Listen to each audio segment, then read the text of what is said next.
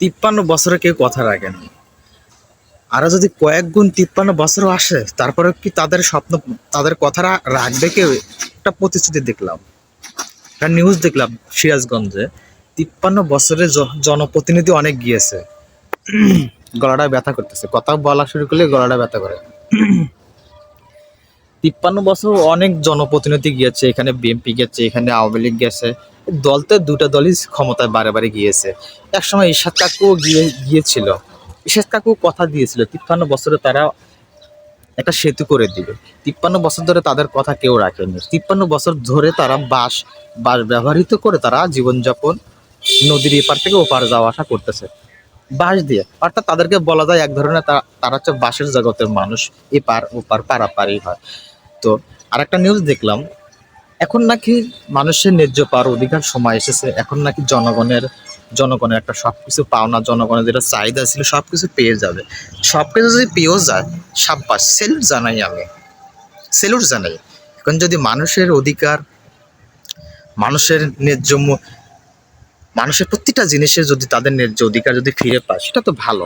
আমিও চাই সেটা ফিরে আসুক, কারণ স্বাধীনতার পর থেকে কিন্তু এই পর্যন্ত কিন্তু এই পর্যন্ত কেউ কিন্তু আমাদেরকে নিয়ন্ত্রণ করতে পারেনি। আমাদের যে বাক স্বাধীনতা বলে একটা কথা আছে, এটা চাইলেও কেউ করতে পারতো না। পারতো কারা? তাদের দল যাদের ক্ষমতায় ছিল তারাই এগুলো করতে পারতো। আর যারা বিরোধী দল ছিল তাদের তো কোনো কথাই ছিল না। তাদের তো কোনো কথাই ছিল না।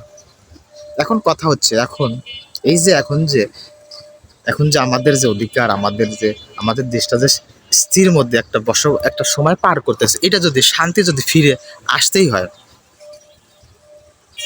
কারেতে ভরসা করবেন আপনার? একটা পয়েন্ট আসে, একজন বলতেছে ইসলাম, এই দেশে শান্তি ফিরে আনার জন্য ইসলামের কোনো বিকল্প নেই। তিনি তবুও যদি কোনো একটা দল করে, তিনি একটা দল করে, সে দল করার পরেও কিন্তু সে কিন্তু মানুষটা কিন্তু সত্য কথা বলেছে। বাংলাদেশ ইসলামী যদি হুকুমত কায়েম হয়ে যায়, ইসলামী যদি আইন ব্যবস্থা যদি চলমান হয়ে যায়, যদি ওলামায়ে কেরাম যদি নেতৃত্ব দেয়, তাহলে কিন্তু বাংলাদেশে একটা শান্তি ফিরে পাবে, সবার ন্যায্য অধিকার ফিরে পাবে। 53 বছর যারা কথা দিয়ে কথা রাখে নাই, তারা 53 বছর না, তারা ক্ষমতা যাওয়ার পরে এগুলো তারা সব সমাধান পেয়ে যাবে, বা তারা এগুলো পেয়ে যাবে, হয়ে যাবে। কথাটা ঠিকই বলেছে, কিন্তু আমরা জনগণ কি করি জানেন? আমরা জনগণ গতকালকে কি হলো এটা আমরা মনে রাখি না। আজকে যে কি হবে এটা মনে রাখি, পরের দিন সেই কথাটা রিপিট করি।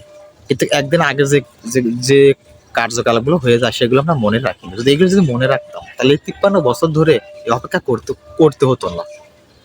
যেই প্রতিনিধি আমাদের কথা দিয়ে কথা রাখে না, সেই প্রতিনিধি দ্বিতীয়বারের মতো আমরা চাইতাম না, আমরা ভুলে যাই। কিন্তু আমরা না, আপনারা ভুলে গেছেন বলেই তো বারবার তারা ক্ষমতায় এসেছে। আজও পর্যন্ত তাদের যে স্বপ্ন, তাদের যে বাস্তবায়ন, তাদের যে সেতুর এপার ওপার পারাপার ব্যবস্থা করা ছিল, এটা হয় নাই। কারণ আমাদের জন্যই হয় না। আমরা যদি ঠিক হয়ে যেতাম তাহলে এগুলো আগেই ঠিক হয়ে যেত। তা এখন এখন কথা হচ্ছে, এখন যদি আমরা যদি এগুলো যদি আমাদের সঠিক সিদ্ধান্ত যদি যাইতে পারি, তাহলে হয়তো আমরা কিছু না কিছু হলেও আমরা পাবো। এই আশা, এই প্রত্যাশাই আমাদের, আর তো কোনো কিছু না।